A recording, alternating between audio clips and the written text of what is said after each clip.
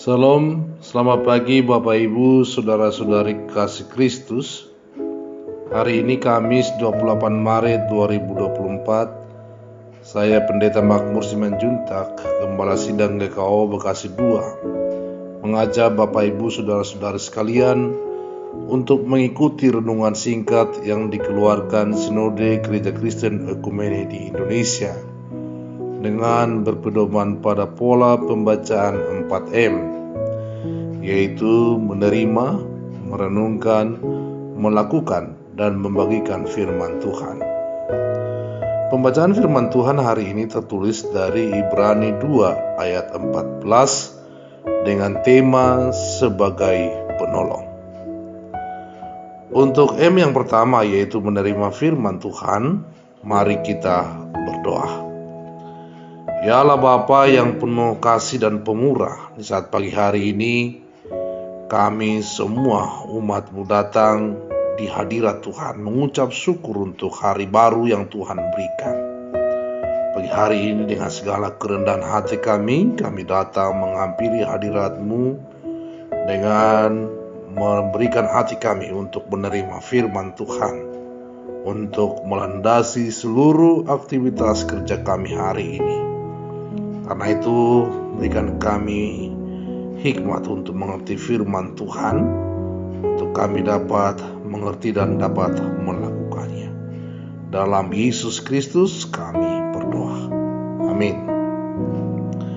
Firman Tuhan dalam Ibrani 2 ayat 14 berkata, "Karena anak-anak itu adalah anak-anak dari darah dan daging, maka ia juga menjadi sama dengan mereka dan dapat mendapat bagian dalam keadaan mereka, supaya oleh kematiannya ia memusnahkan dia, yaitu iblis yang berkuasa atas maut." Bapak Ibu, Saudara-saudara kasih Kristus, untuk M yang kedua, yaitu merenungkan firman Tuhan pagi ini, ada dua pertanyaan yang dapat menolong kita, yaitu yang pertama, apa tujuan Kristus menjadi sama dengan manusia? Kalau kita lihat di ayat 12a, yaitu supaya Kristus mendapat bagian dalam keadaan manusia. Yang kedua, apa tujuan kematian Kristus? Di ayat 12b, yaitu supaya melalui kematian Kristus ia memusnahkan iblis dan kuasanya.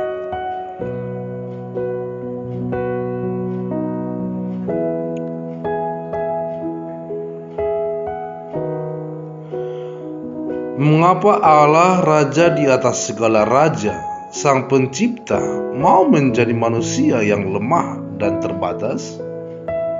Apa yang membuat manusia mendapatkan perhatian yang begitu istimewa dari Allah? Inilah misteri di atas segala misteri. Apa yang membuat Tuhan begitu mengasihi manusia berdosa? Kasih ilahi begitu menakjubkan.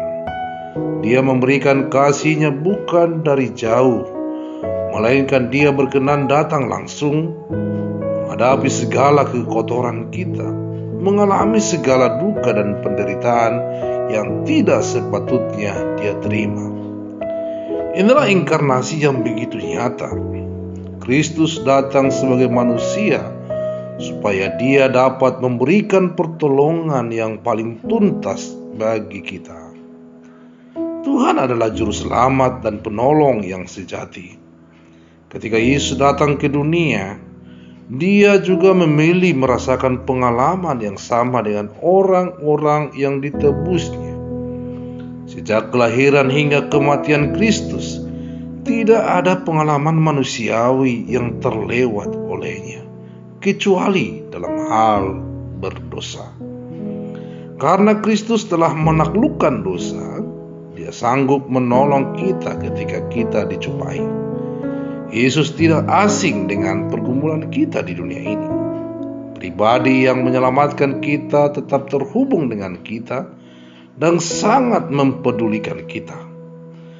Apapun yang kita alami, kita dapat meyakini bahwa Dia yang menyelamatkan kita dari iblis, musuh terbesar kita, selalu siap sedia menolong kita di saat-saat kita paling membutuhkannya. Dia menjadi sama seperti kita untuk menyelami pergumulan kita dan menolong kita. Namun hal ini seringkali dipakai secara naif untuk kepentingan diri. Dalam banyak fakta hidup kita, walaupun Tuhan adalah penolong dan juru selamat, bukan berarti segala persoalan selalu menjadi beres. Ada kalanya kesulitan itu tidak disingkirkan dari hidup kita, tetapi hal ini tetap ada dalam rencana Tuhan yang sempurna dan baik bagi kita. Yesus datang untuk menjalani jalan salib. Bolehkah kita mengharapkan jalan tol atas seluruh perjalanan hidup kita? Bapak, Ibu, saudara-saudara sekalian, untuk M yang ketiga, yaitu melakukan firman Tuhan, mari kita tetap percaya bahwa di tengah kesulitan ada Yesus yang siap menolong kita. Untuk M yang keempat, yaitu membagikan firman Tuhan, mari kita bagikan firman Tuhan ini bagi anggota keluarga kita, sahabat kita, saudara seiman kita dimanapun berada, dan setiap orang yang kita kenal, agar mereka sadar bahwa Yesus sanggup menolong kita dalam setiap pergumulan yang kita hadapi. Jangan takut, Yesus sanggup menolong kita. Mari kita berdoa. Ya Allah Bapa, terima kasih untuk firman pagi hari ini, mengingatkan setiap kami bahwa Yesus Kristus sanggup menolong kami dalam setiap kesulitan apapun yang kami hadapi.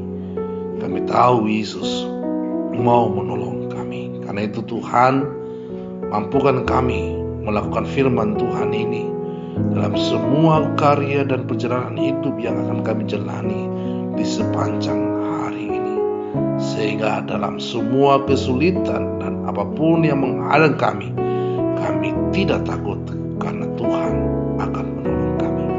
Dalam nama Tuhan Yesus kami berdoa. Amin.